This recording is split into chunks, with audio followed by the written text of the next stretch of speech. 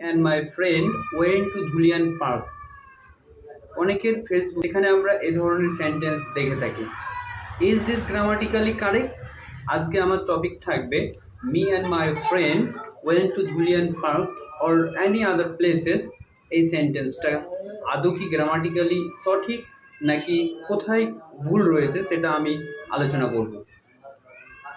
As a subject, we cannot use objective case of any pronoun. Subject হিসাবে আমরা কোনো প্রোনাউনের অবজেক্টিভ কেস বসাতে পারি না। So there are three kinds of case in English grammar. ইংরেজি গ্রামারে তিন ধরনের কেস রয়েছে, একটা হচ্ছে subjective case, objective case and positive case. So the subjective case of me is I, my friend this is grammatically incorrect. এর পরের বার তুমি যখন ফেসবুকে এই ধরনের টাইটেল দিয়ে লিখবে তখন নিশ্চয়ই এরভাবেই লিখবে যে my friend and I went to Dhulian park.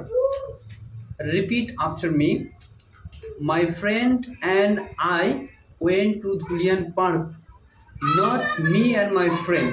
কারণ আমরা এখানে সাবজেক্টিভ কেস ইউজ করব। এবং তোমরা এরকম একটা ভুল আমার কমেন্ট বক্সে অবশ্যই রাখবে যে এরকম কোথায় আর ভুল দেখা যায়। Thank you.